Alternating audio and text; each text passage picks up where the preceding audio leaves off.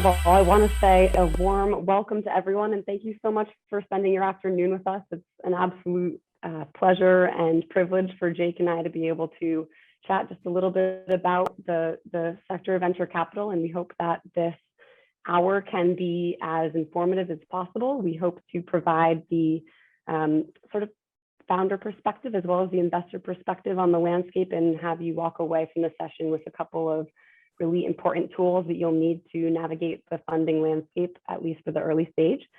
So let's jump right in, Jake. I think here's a brief overview of what we plan to talk about during our hour, starting with the spectrum of available capital to early stage companies. We'll then do a brief overview of venture capital and what you can expect in terms of different company stages, investors, founders, an overview of the funding process. We will go through sort of valuation at a very high level and sort of try to help give you an understanding of the various levers of value creation. We will do a few examples on how venture rounds work, and then go through a few key concepts and follow that up with a capital table example, a quick summary on convertible notes and safes, and then take you through sort of the key takeaways from the presentation.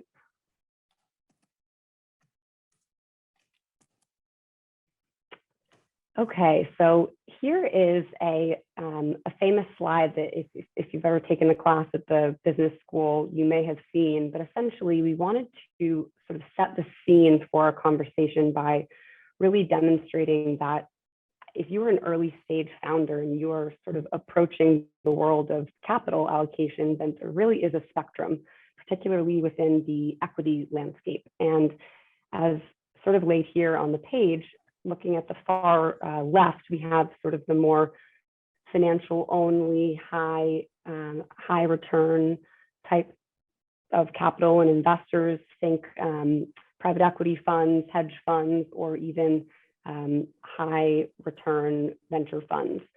As we move to the right along the page, you'll notice that there's sort of the introduction of ESG best practices or socially responsible investing, or even sort of the impact metric.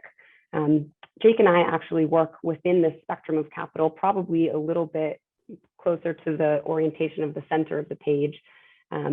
Jake's fund, Double Bottom Line, is an impact fund definitionally, and I would say that the Wesley Group is probably just a little bit left of center compared to the impact lens. And maybe just a little bit more on that.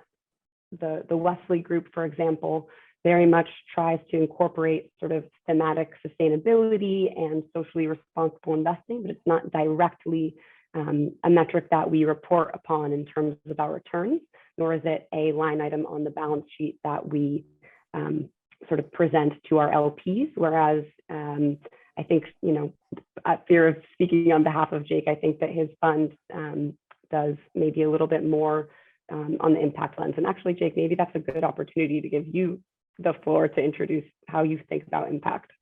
Yeah, so DBL Partners, embedded in our name, is this concept of double bottom line. So we were one of the first impact investing funds, started about 20 years ago now, and have been a little bit, if you think of the Venn diagram of venture capital coming together. So we very much are financial investors and look to deliver top tier returns to our LPs, but just as importantly, look at every company through the lens of a social or environmental or sustainability component to them as well. And so to Megan's point, we do report to our limited partners, and we'll talk a little bit about what that term means and who those folks are in a second. And we do look at companies is really being able to grow and scale and be great new iconic companies with those two goals in mind. And I'm sure we can talk a little bit more in the Q&A about what that means and how that actually looks in practice, and companies like Tesla and SolarCity and others that Megan and my firm have been lucky to be a part of. Maybe with that.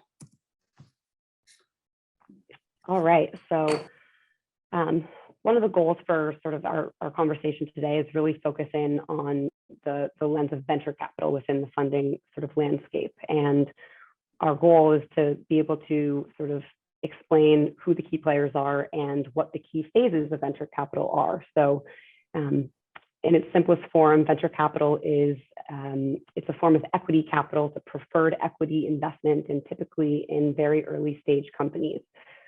So what we've tried to demonstrate here is, as you look from left to right along the page, think of a company's life cycle. On the far left, starting with sort of the earliest inception of an idea through all the way to sort of product development and demonstration, pilot phase, all the way to growth, scale, expansion, and then finally at the end, sort of maturity or steady state of the business.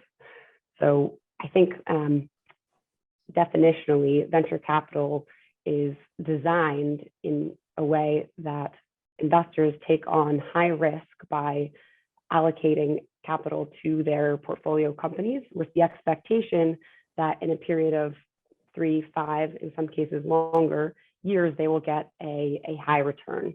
And depending on the goals of the fund or sector focus, that return profile or target return may vary, but by and large, you can sort of assume that a 5 to 10 times multiple on your invested capital is how the industry defines a venture-like return, which is very much a high risk, high return environment. And when I say return or exit, what that typically means is either the portfolio company is acquired by another company, or it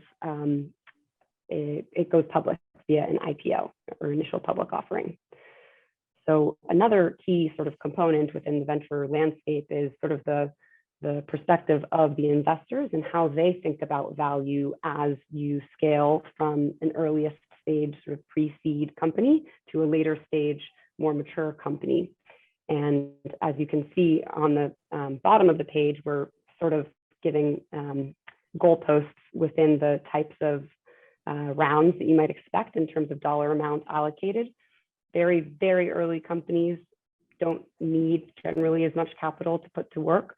So they will be smaller rounds. Consistent with that theme, investors, as they diligence a company in the earliest phase, will have less to go on in the way of a financial track record or sort of customer list to sort of diligence. So the focus of an investment at the earliest stage will be much more sort of subjective, based on sort of the pedigree of the founders or the dynamics of the market or the sort of growth potential. Whereas as you go further to the right along the page and companies get more mature, there's more data effectively to evaluate potential investments or founders by looking at the actual IP of their business and their execution ability or their track record from a financial standpoint. So I think this is a good sort of frame and probably segue to who the key players are. Yeah. So the idea here is to help understand the business model of your counterparties and those that you might be transacting or working with. So going from left to right here, essentially where venture capitalists are investing their money, or the vast majority of the money in a fund, comes from limited partners. So we threw out that term earlier. These are the folks that are looking to allocate money across a number of different asset classes. And so maybe we'll use the Yale University Endowment as an example here, right? They'll invest in all types of different financial products, and they'll have a portion of their portfolio dedicated to venture capital funds. So moving to the middle of the screen, a couple of other notable names that you might have heard of, in addition to groups like DBL and Wesley Group. Those are groups that are getting paid to invest in entrepreneurs. And the way that a venture capitalist gets paid is based off of the level of return. But the important point here is the vast majority of the money that they're investing is to those limited partners, or it's from those limited partners. So we'll talk through a little bit of what this means kind of in practice and how in the venture asset class investing mindset works. Maybe as a quick game as we scroll along, 5 points to anyone who can name the 3 entrepreneurs on the right side and can guess why we listed them. Throw it in the chat. All right. So thinking about how venture investors realize those returns, there's going to be 2 slides here that talk a little bit about this concept of the power law. So if you look at where returns come from historically in the venture asset class, there's a really broad distribution of the level of return from those companies. And as you can see, there are the vast majority, over 50% of companies that a venture investor invests in that returns less than 1x their money, which if you think about it in many normal investment circumstances, if I told you to invest money in me and I'm going to lose your money, potentially all of it, it might go to zero. That sounds like a very poor investment. Now, the reason that this can work out in venture capital is because you do have those high returning companies that can return the overall portfolio. So to give a little bit of some example to that or credence, just talking through what this means in practice is this great write-up from our friend Mike Maples over at Floodgate on the left side here, which really puts you in the shoes of how we look at companies. So there might be 10 to 20,000 companies that get angel funding, or they're on that very left side of idea to concept phase that Megan talked about. Maybe about 1/10 of those will get venture capital funding. Of that, maybe another 1/10 or 1/20 are, okay companies, but not great. I mean, they return $50 million or so to the fund. Those might be a 2x, 3x exit. And then there will be 10 to 5, special companies that can really exit at a very high multiple. And so what I have here on the right is a heavily redacted element of real life proof from our fund, where you can see how this distribution plays out. So this was from our fund one, which was a top quartile fund in the year that it was launched. And venture funds, they work kind of like wines, where you get a vintage year assigned to you on the year that you started the fund. And then you get compared and peer ranked against all of the other funds that started this year. So this was one of the very best funds in venture capital in the year that it was launched. And as you can see, there are a whole lot of companies that didn't return a lot of money, right? You see those 0 to 1x, those 1 to 2x, but there were a few companies that were able to pull up the rest of the entire portfolio, and some that even returned the entire portfolio, right? So this was a $75 million fund. Those 10x companies returned much, much more money than $75 million due to that power law. So the conclusion here is that as you think of different investors, venture capital is a very specific, particular type of investor that's taking really high risk for those really high returns to create massive outcomes that ultimately make the model work. Okay, so as we think about the funding process, I think it's important to start with the founder perspective. And at the inception of any founder-investor relationship, it's almost like dating. And it really starts with that initial conversation or initial pitch. And I think, at the earliest stage of venture, everything is so much more relationship driven, and the initial meeting has so much to do with sort of the ultimate feel of the investors toward the founders, or the founders towards the investors, that it cannot be understated how important it is for that sort of fit element. But I would say consistent across any sort of venture funding process, it all starts with the pitch. And any company pitch will have some combination of elements that start with sort of what is the key societal problem or issue that is existing in the market, and how has this company, or founder or technologist decided to address that problem with a solution that is very much in need. And then you sort of go through the solution to the business model, the go-to-market strategy, and really how this idea or product or company compares within the broader competitive landscape. And then beyond that, if there is any sort of key performance indicator or financial projection or history, then that can oftentimes be a demonstration of potential growth.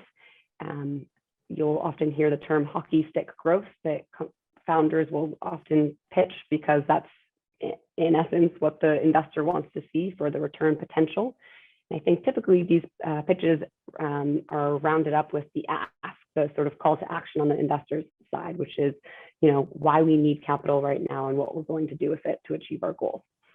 Next, within the venture funding process is sort of the due diligence phase. And this really is run by the investors. Their goal here is to essentially understand and underwrite every form of potential risk that is present in a potential investment. So what types of risk are there? There's market risk, there's technology risk, there's intellectual property risk. Is your technology patented or protected in that sense? Is there execution risk, meaning is it a first-time founder?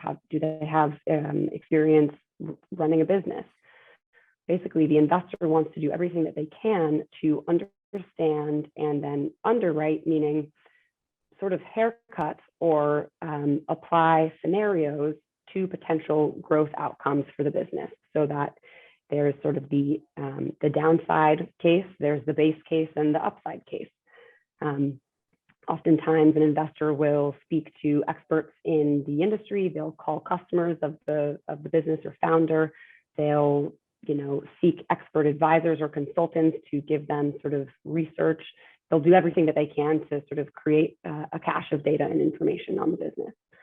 Once an investor decides that they are interested in investing, they will present an offer in the form of a term sheet that spells out how much they want to invest, at what sort of pre-money valuation, and then what other sort of terms are sort of affiliated with that investment. And those can take any number of liquidation preference or anti-dilution clauses, pro rata rights. But essentially, this is the first offer that is presented, and the sort of term sheet initiates the negotiation process. And I think this is a key point for founders to focus on, because as you go through your negotiation process, founders really need to understand, what is our value and how can I sort of defend what I believe our value to be by sort of presenting that back to the investor, so that an investor can't undercut my value or present too large of a check size that would potentially dilute me in future funding rounds. Megan hit on some of this. We thought it'd be helpful to throw together sort of a basic bare bones of sort of what are the best things to include in a pitch. And as we talk about a pitch, very often, right, this is in the form of a pitch deck, which probably a number of you have put together. So really quickly just hit on it, right? Megan talked about that problem opportunity paradigm. There's a problem out there. What's the solution? Is there a defined customer need that's being addressed? How does your company or business address that problem? Is there a level of product market fit? And then what's the underlying magic? What is it that you're doing that's so unique, there's special sauce, so compelling to your customers? And then how do you actually monetize that? What is the business model? What's the way that you're going to capture value? Once you know that, how are you going to go out to the market? Are you going to sell directly to customers? Are you going to work through channels? What are the ways that you're going to get your product or service out there in the world? And then what are the other people doing about the problem, right? There are very, very few problems in this world that there isn't some form of incumbent or other challengers or competitors. And so what is it that we're doing differently? Better, faster, cheaper, maybe more sustainably?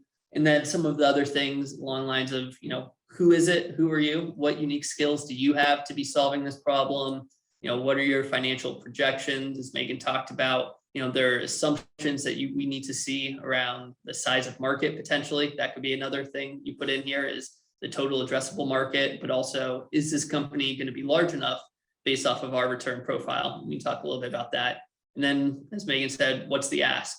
With your X dollars, what will our company look like following that investment? So now I think Megan's going to talk a little bit about valuation, to that point that she raised, of it being such an important dynamic here of understanding ultimately how the investor is going to look at your company, and when you negotiate a term sheet, what it's going to be in the other person's seat.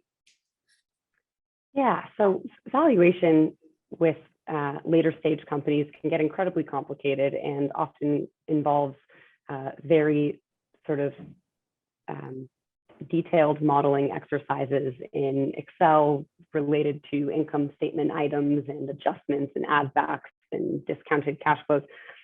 That does not exist quite so much in the venture world. So it does in some cases at the later stage, but I think for the purposes of the discussion today, the key way that value is arrived at is really quite simple. It's generally based on a multiple. And what does that mean? a multiple of value. And if in this situation, these are early stage companies that might even be pre-revenue. So we might even have to forecast what future revenue might be, but our measure of value is revenue, and our multiple will be based on some company and industry, geography, sort of characteristics and attributes. But at its simplest form, value equals revenue times the multiple. So the multiple is essentially what I just mentioned. We will look to the public markets and find companies that share attributes with our own company or our target company. And that can be in terms of a revenue growth profile, it can be the margin profile, could be sort of the market dynamics. Is it growing? Is it stable? Who are the key players? It could be business model. You'll hear a lot about, you know, a B2C or a B2B or a SaaS model, an enterprise SaaS model, or any number of other sort of ways to monetize a business. There's also characteristics around the management team, the level of technology or IP. So how defensible is your technology? Is there a moat to prevent sort of new entrants coming into your sector or space? And then finally, how capital intensive is the business? Do you require sort of a higher degree of CapEx than your, you know, other peers in the industry, or less maybe? And finally, who are your customers? How do you reach them? And what does the sales cycle look like? These are all sort of characteristics that can create a peer set. And when we arrive at our sort of metric multiple, we essentially are comparing our own metrics to the list of peers. And when we arrive at the sort of the multiple range, we will say, okay, if I think that my revenue growth and margin profile are superior to most of my peers, then I should trade at the upper end of that multiple or in the top quartile. But if my margin profile, IP, revenue growth, business model are in some way inferior to that peer group, then maybe I should be at the lower quartile of that range. And essentially, value is created by saying, what is the revenue that I forecast in some forward year times where I think my business sort of dynamics stack up within the range, times the multiple. Pretty much as simple as that. Now, just a quick note on sort of what this looks like for the earliest stage company, maybe the pre-revenue company with the later stage company. Again, earliest stage, these are probably pre-revenue companies that have very little track record. All of the value is going to be created in the potential. So this is where there's going to be a lot more art than science in how you arrive at value. And from the investor perspective, investors are going to be putting a large degree of emphasis on the quality of the management team. What is the sort of technology, rigor, uniqueness, IP? What are the market dynamics? Is it growing? Is it a winner takes all market? Or can there be multiple winners? How difficult or easy is it to enter? And then also business model or traction.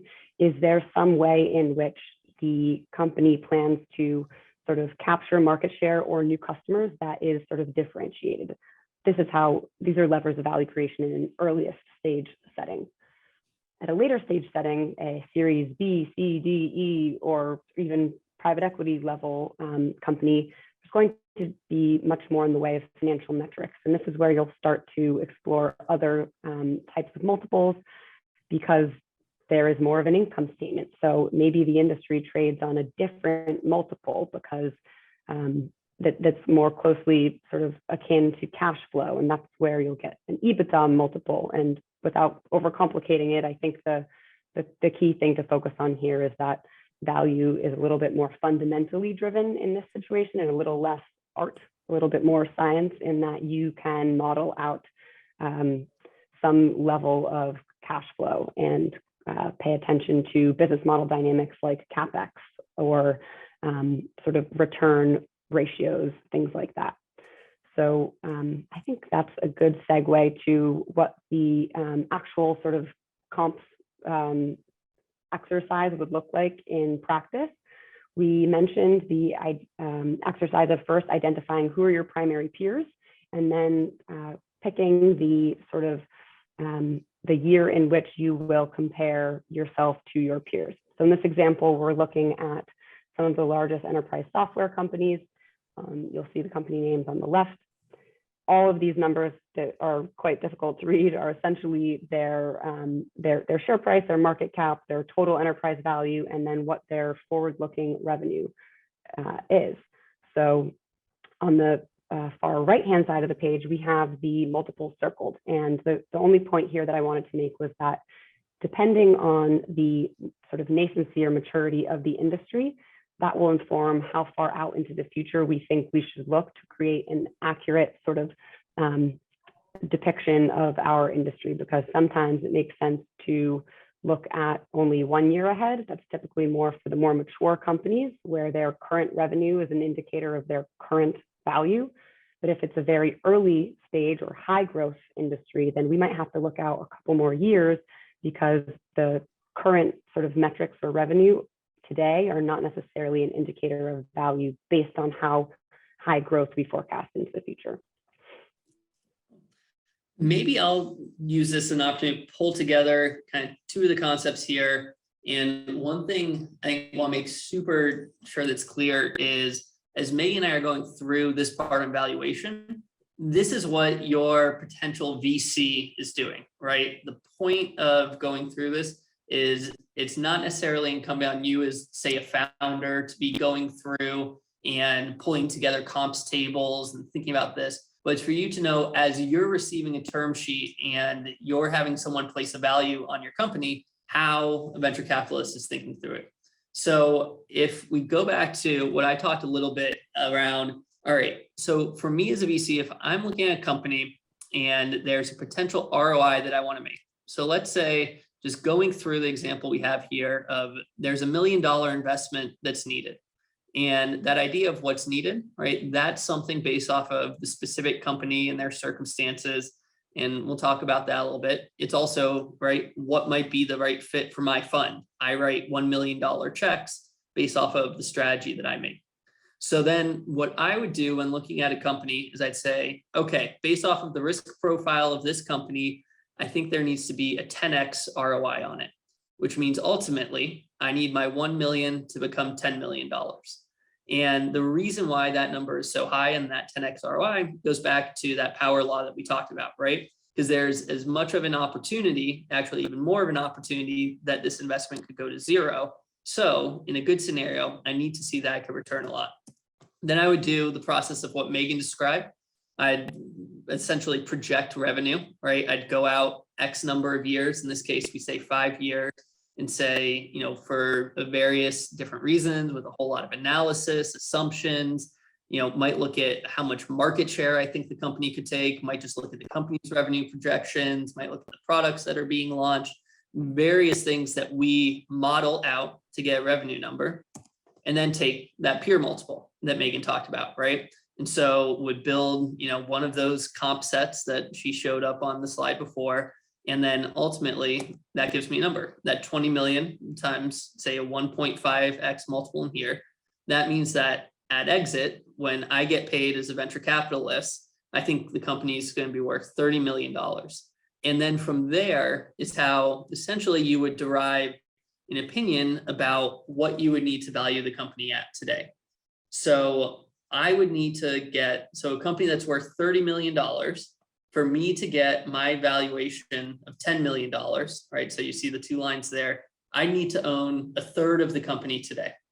And then to own a third of the company today, that means that my $1 million investment needs to be worth 33% of the company, which we'll get into this in just a second and talk about this idea of pre-money, post-money, and just demystify some of the terms. I think probably lots of folks know this, if anything from Shark Tank, if nothing else, but there is an idea of how much is the value of the company based on the investment. So that's kind of a simple example, and I'll take the job of making it even simpler here and kind of give a very specific example. So for those from the School of Management, they might be familiar with Honest Tea and heard about it once or twice. So let's say I'm starting Honest Tea. So we'll take that same example. So there's a $1 million investment on what you'd call a $2 million pre-money valuation. So just definitionally, the post-money valuation is going to be $3 million, right? It's $2 million before the investment. You're saying that's how much the company was valued at. You're saying $1 million of investment, now worth $3 million. And that gives your new investor that 33% ownership. In this case, we're saying the founders now own 66% of the company, right? So you've sold a portion of your company to give those equity preferred stock to your investors. And then the whole reason why you take venture capital is to build the business, to put that $1 million to work, like Megan talked about, to deliver more value. And essentially what you're doing is taking all that money, investing it over time, and maybe you're adding new products, maybe you're increasing sales, maybe you're doing R&D for a new product line, maybe you're bringing on a charismatic CEO to take over the company. But ultimately, you're building value in your company to some set of milestones over some set of time, normally call it 18 to 24 months, so that you can raise more money at a new valuation, right? So in this situation, we're saying there's been new value, there's new investors that come in, and the company's now worth $7.5 million, and maybe I'm raising a little bit larger round of $2.5 million now to then hit the next set of milestones.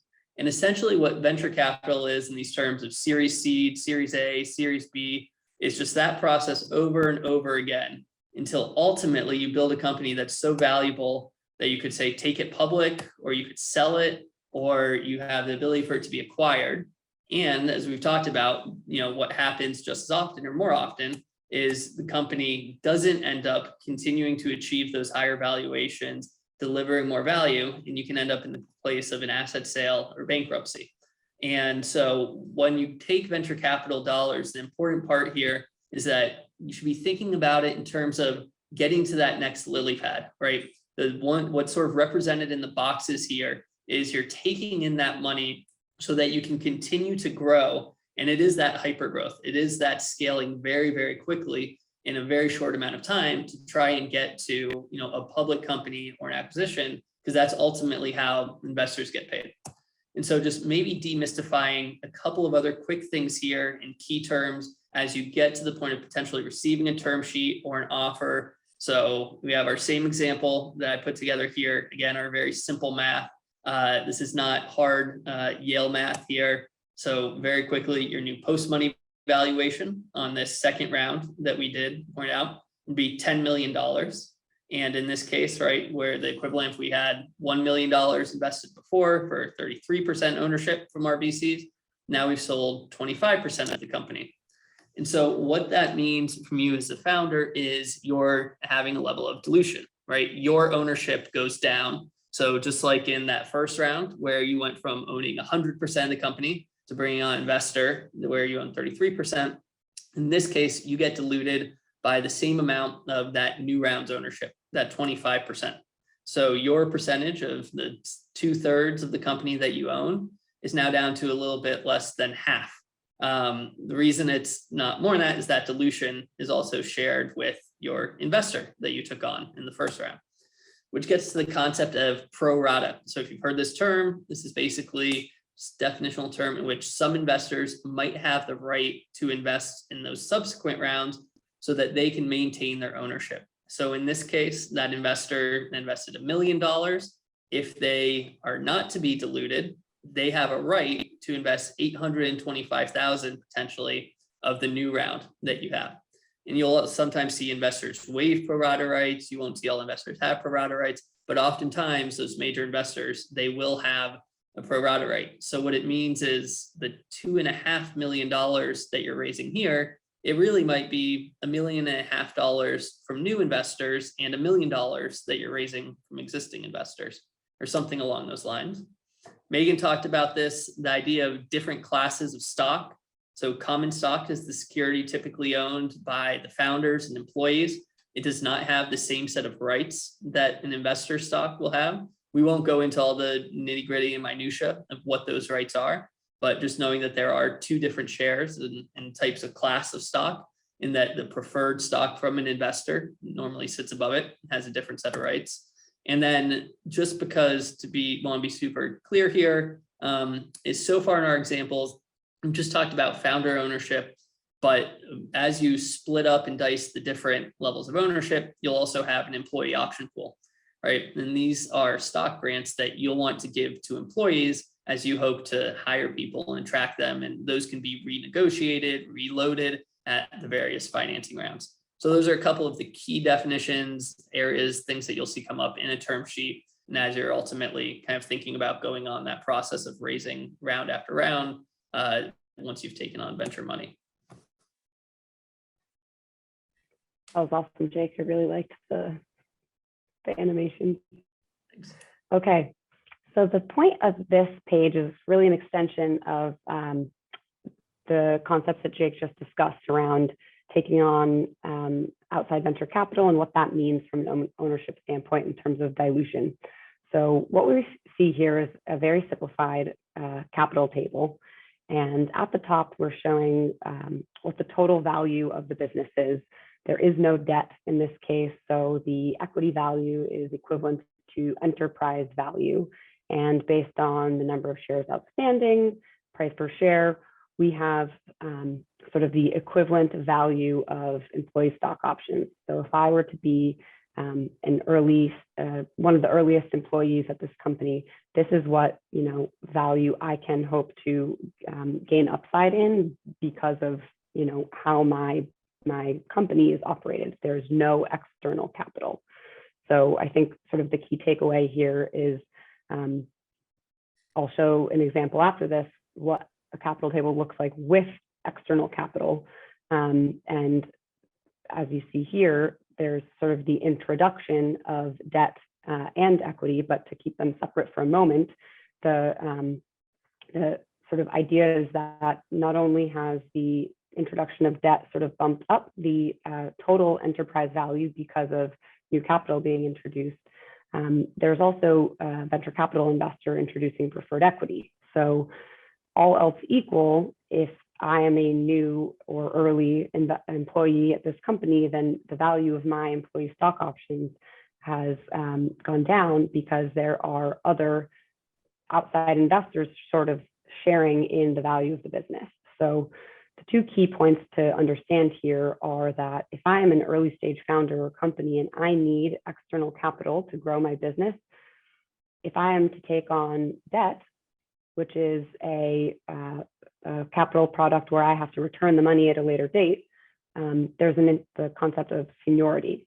So if I take on debt and I continue to operate my business and something terrible happens, there's an economic downturn, our business essentially fails, there's a level of sort of seniority in terms of liquidation preference, meaning that before I can pay my employees, I have to pay out my debt holders because they're the most senior on the capital table. And that's why they're there at the top, as you can see there with their 20 million investment.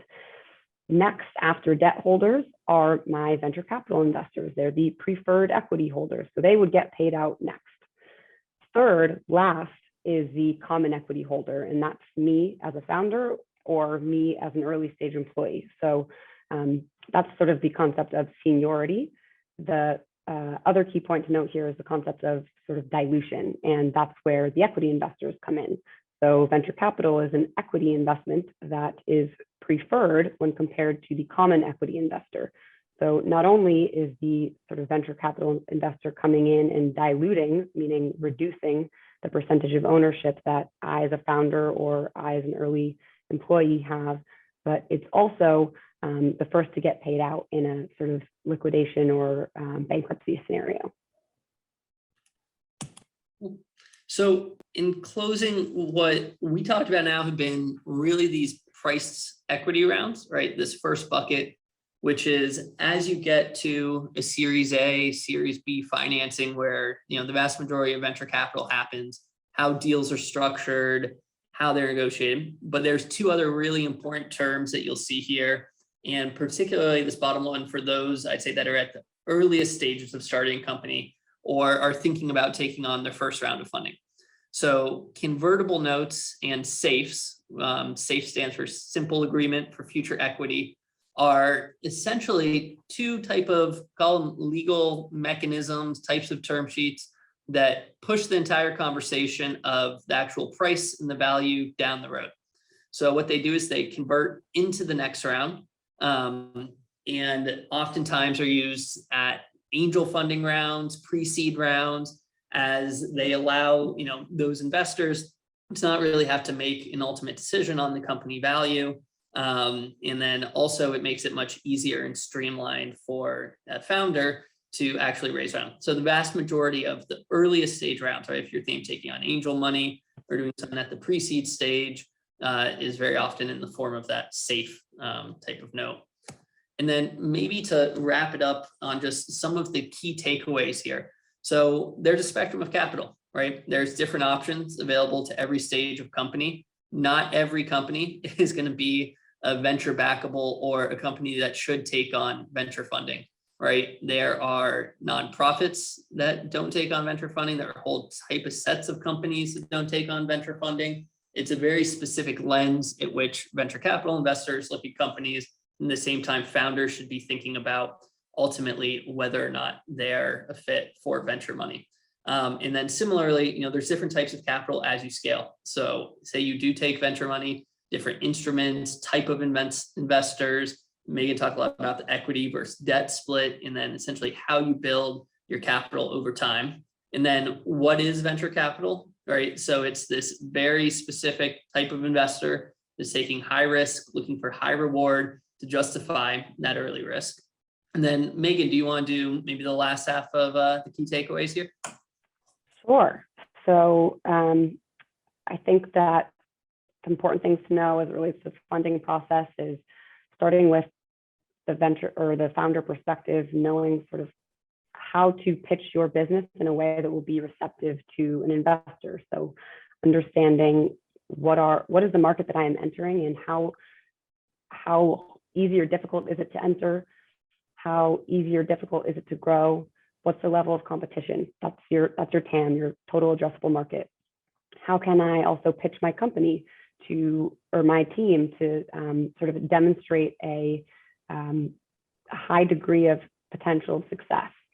What is sort of the defensibility of my technology, and what sort of market traction do we have? These are all elements of a successful pitch, and come back to importance when you're in the sort of term sheet negotiation phase of a deal life cycle, to understand your value and know the relative trade-off between having a high price round or a high sort of investment size, because these two levers sometimes work together and sometimes do not, in terms of how much you are getting diluted. And you want to make sure as a founder not to sort of dilute yourself too much, but also not to price your round so high that it becomes sort of prohibitive for new investors to come in the subsequent round.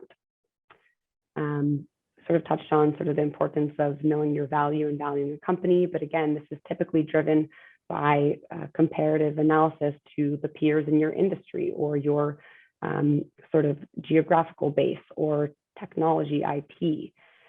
And then finally, knowing sort of what's my strategy as I look to grow my business, because there are different pros and cons of taking on outside capital, and knowing, the differences between taking on a debt instrument versus an equity instrument, and the potential for seniority to be introduced on my capital table, or potential for dilution, and how that affects my employees.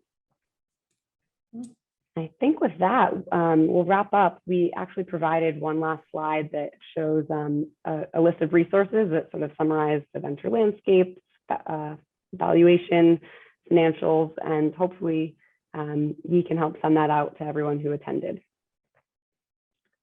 Awesome. Thank you so much. Open it up so informative. So we have a bunch of questions that rolled out. One of the most common questions was, is this slide deck available for people to find after the talk? Yes, absolutely. Yes. Okay. So just so people know, this talk will be uploaded in the SciCity website, and there will be links available if this slideshow is available. So another question we had is, what does at exit mean? Who pays that? Is the percentage equity that a firm gets always proportional to the investment they have? put in compared to how much money is already in the company? And one other follow-up question that's similar is it possible to raise VC money but not exit via IPO or M&A?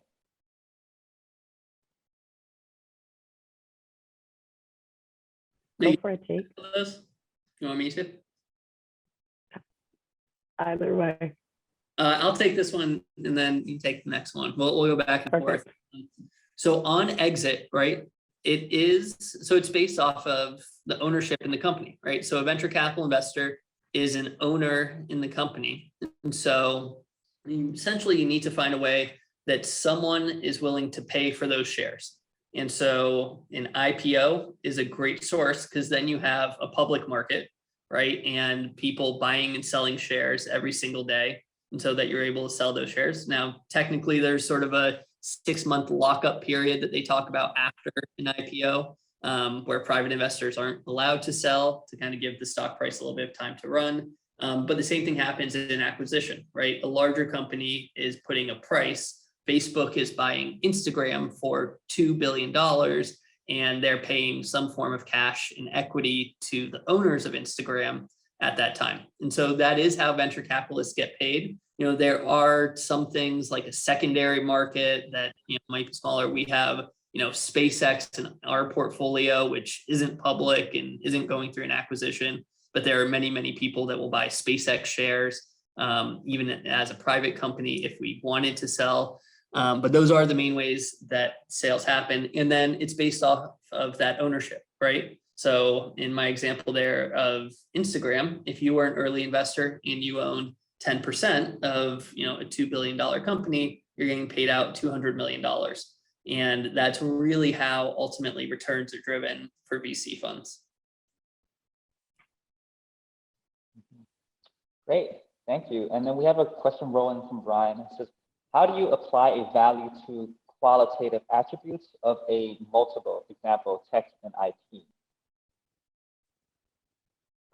Ooh, that's the beauty of the art of this business, I would say. So, like I said, the best that you can do for early stage companies that don't have sort of a track record of financial metrics is to take those qualitative metrics and compare them to the qualitative metrics of what we deem to be peer companies. So again, that comes back to what is the strength of the management team? What's the sort of pedigree of their prior experience? Do they work at relevant companies? Do they have diversity of skill set? Do they have diversity in the sense of DE&I? Do they have track record of execution? Do they have a level of charisma that means that they can sort of raise money or continue to attract future investors? That's sort of the team aspect. Another qualitative one that is really important is IP. Is there a patent? If there are patents that protect the sort of technology that the company has created, then that's a key barrier and differentiator that another company might not have. What is the sort of niche go-to-market strategy? Does the company have key partnerships that help them gain access to customers that maybe the next closest peer does not have? Sometimes that's in the form of reseller agreements or white labeling. Another aspect would be sort of geography or market dynamics. Maybe there's some sort of enabling policy change that occurs in Europe that enables the market to open up in Europe and enables the sort of European peer to be more successful than the US peer, because the US peer doesn't have a presence in Europe and can't take advantage of that market dynamic and doesn't have the sort of policy benefit on their side. So those are some examples of sort of qualitative attributes that you would use to sort of stack up against your peers. And if you are sort of better or worse than those attributes of your peers, then you can determine whether your multiple should be sort of median, upper quartile, upper end, or lower quartile, lower end of the range. Thank you. So Jake, Vicky and Minnie has a similar question. Imagine a company solving an environmental or social problem. It is hard to collateralize the benefits initially, which might be building community capacity to make a widget. can you speak to the role of venture philanthropy and its interactions with VC? How can they work together? Yeah. So on that spectrum capital side that Megan hit on in the beginning, right? There is, especially when you talk about impact-oriented companies, lots of different type of capital. So I'll talk about our firm since we've been doing impact-focused investing for a very long time. And I hit on this a little bit in the beginning, which is, we've had a core thesis that financial returns and certain, sort of environmental and sustainability goals can go hand in hand, and not only go hand in hand, they can be mutually reinforcing, right? Environmental sustainability might be able to help you key in on new markets that others aren't, maybe able to help you attract better talent, maybe you have products, but we also look at things very much through the sense of, right, sustainability alone won't necessarily mean that you have a better product. You need to be better, faster, cheaper than incumbents as well. And so those are a specific type of companies, and there is an innovation curve.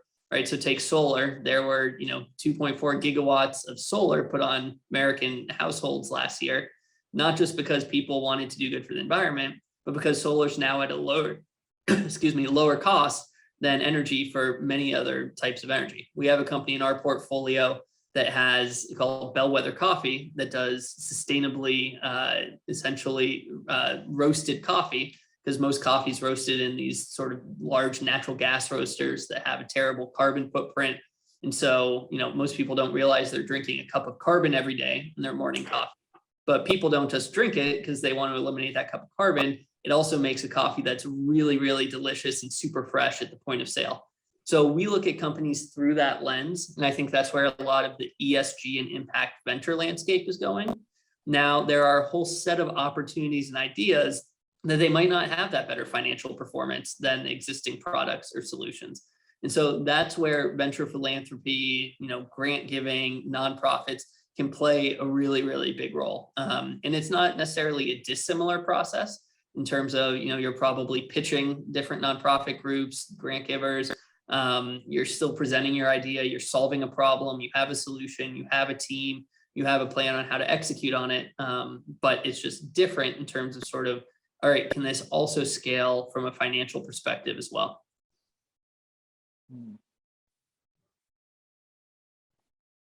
Thank you so much. So we have a question, Rowan, that asks, can you comment on founder salaries? What is acceptable to VCs in terms of what salary founders receive from investor funding?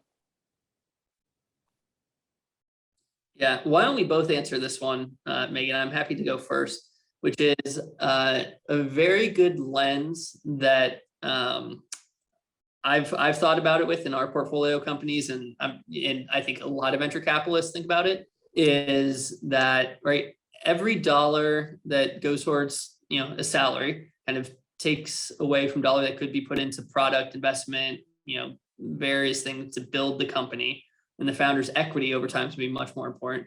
But at the same time, in no way as an investor do I want my founder to be uncomfortable, right? And so there isn't a salary band necessarily like many other jobs where, if we have founders that are, parents with 4 kids and living in California, that might be very different than someone who recently graduated from college and is much more comfortable living in a one-bedroom apartment.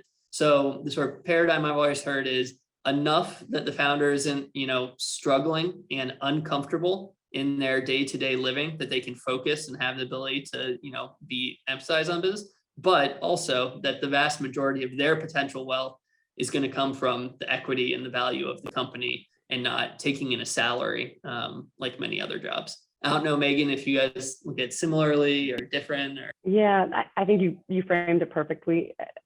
Obviously we don't want to see our founders paying themselves sort of upper quartile salaries, because the idea is that they should be growing their business. But we very much want our founders to be comfortable in the way that they're able sort of to live their lives, because if they're underpaying themselves perpetually, then they are probably more likely to take an early exit at a lower price that is maybe leaving money on the table and not giving their company the full potential that it might have otherwise reached. So I would sort of say that we almost take a contrarian view in some cases, is to say we are supportive of founders, compensating themselves appropriately, fairly. That takes us to 6:30. Thank you all so much. I just have one last comment. I know that earlier Jake mentioned, whoever knows who those three people are, they get 5 points. Kobe Cox mentioned Joe Tsai, Ben Silverman. I think we lost you for a second there, Yu, but sounds like you nailed it. Oh yeah. Okay. Great. Thank you all so much for tuning in. So watch for the links, and there will be a recording of this session in approximately 3 weeks. Thank you all so much.